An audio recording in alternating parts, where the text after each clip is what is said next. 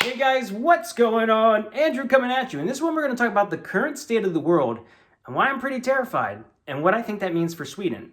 And look, I'm a glass half full type of guy. I'm a super positive dude, but I'm also a realist. And so I feel like I need and have to talk about this. And when you live in a country like Sweden, great country, lots of great benefits, good place to work, majority of the people are like super happy, bad stuff doesn't happen here. It's really easy in Sweden. Like Swedes follow the current state of the world, of course, but they don't stress because, bad things don't happen here. And unfortunately, the society and the way we live now is a globalized world, which means globalized problems affect everybody. So I'm going to go into what I think is going to happen and then propose a way that we can have a solution to fix it. Why should you listen to me? Well, I would say one thing is I correctly predicted the pandemic. If you go back through my videos, you'll see that I was like super stressed and worried about this. I had friends and family going up to me like in December telling me not to worry about COVID, nothing was going to happen, nothing bad was going to happen. I was like, wait a second though. Like they just put China, like they put China's on a lockdown. I was like, that means that this virus spreads pretty super easily. And I was like, the news media is telling everybody not to panic. It's a low risk. Everything's okay. And I'm like, wait a second. Media usually tells you to panic and worry because they want to keep you watching the screen. Why are they suddenly changing their tune? I was like, oh man, we're effed. We're going to have this pandemic. It's going to happen. And yeah, that's just the way my mind works. I see things. I look at people's actions more than I like listen to what they say.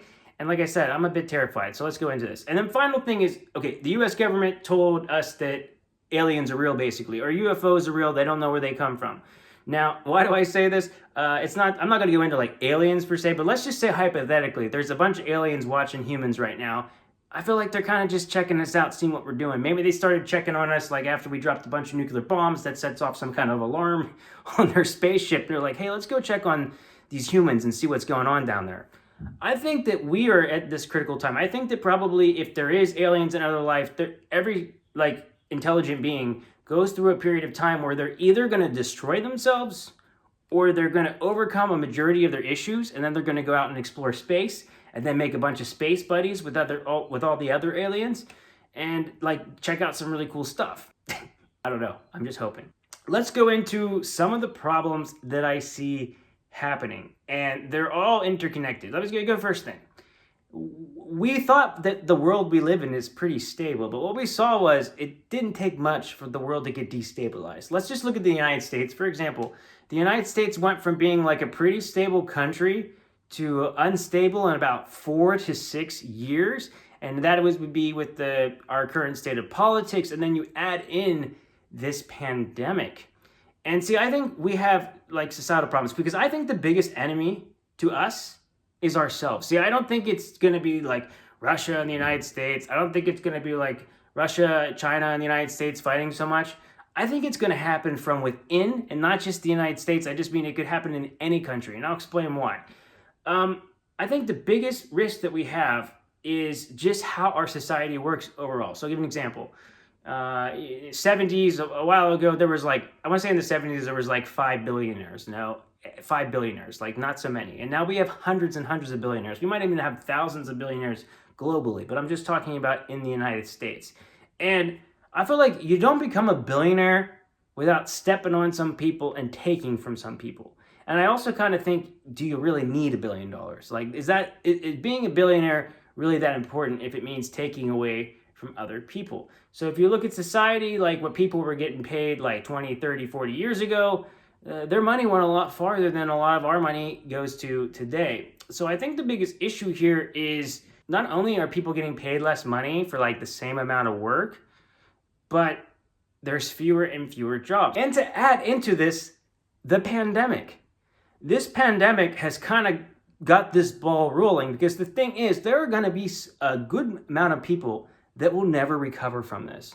Whether it is they lost their job or that they lost their place of where they could live, maybe they had to sell their house.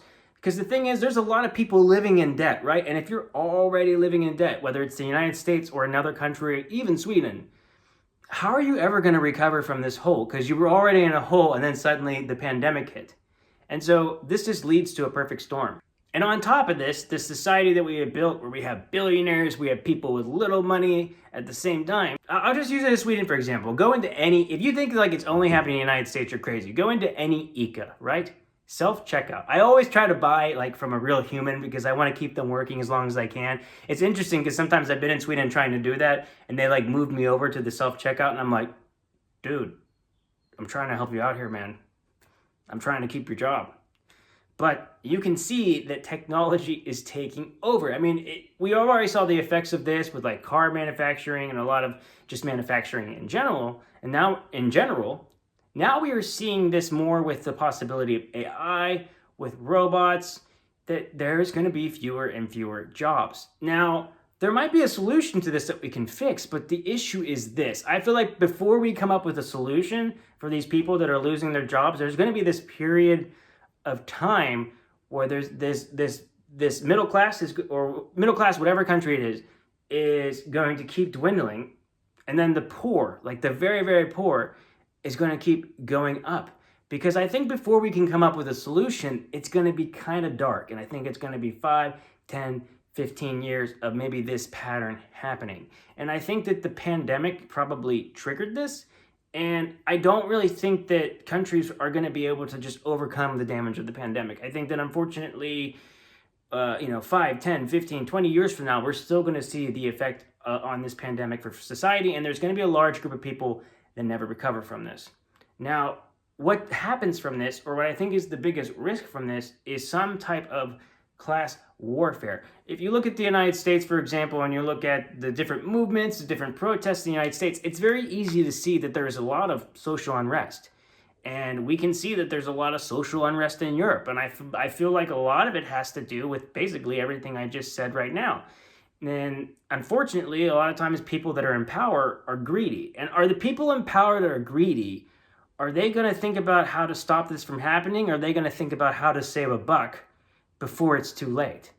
And unfortunately, I feel like the latter is probably going to be the truth and what's going to be what happens.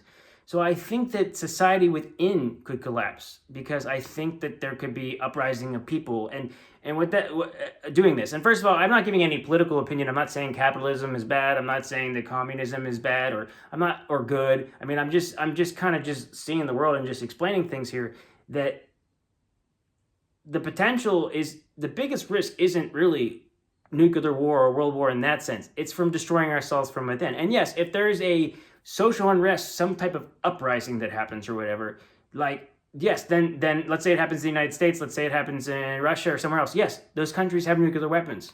And depending on what they believe or think, yes, that could really destabilize things for the world. Or let's say it just happens in one country. Let's say Russia becomes destabilized, or let's say the United States becomes destabilized. Do you think that China are going to just sit still, or do you think it'll open up a power vacuum? So if it starts to happen in one country, then we're going to see that, and that could really lead to a catalyst of war. So sorry to depress everybody, but how do we fix this? I don't really see a solution. I feel really bad for the future kids in the world, because I just don't have a lot of hope here. But I think a way we can fix it is we are going to have to change the way that we do things here. For example, I'm a big believer in like universal basic income, because I believe that people are going to have to be given money every month just to survive. And I feel like if you own a company and you have robots and they're building stuff, you have to share a portion of that wealth with the people. Because if you do nothing, like if we don't find a way to take care of society and try to bring people that are all the way down at the bottom up, if we let that just keep growing, there's only so much that people can take. And then eventually, it's just not going to be a good situation. So my hope is that we can focus on helping other people. And this is what it goes back to Sweden, is even if Sweden does everything the way they still want to do it, there's still going to be fewer jobs in Sweden. It's already hard to find a job in Sweden, right?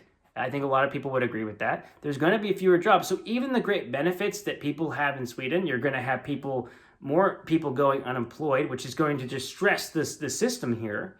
And eventually, maybe the benefits aren't so great anymore. Eventually, they can't afford it. Or if just another country gets destabilized, let's say Russia gets destabilized or something else, we will feel the effects of it here.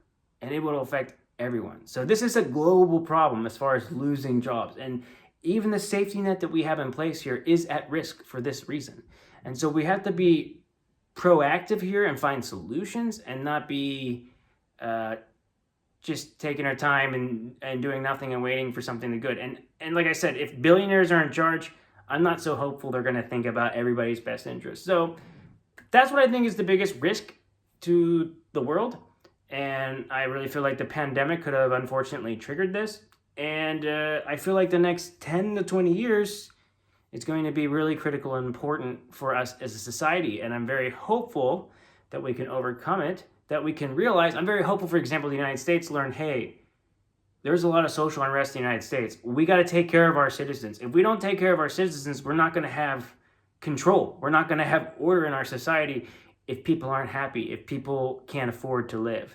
And we see things in place. We see stuff that Biden's doing, for example, where if you have kids, you're getting paid extra money. So that is positive. But is it going to be is it going to be enough? Is it going to be too little, too late?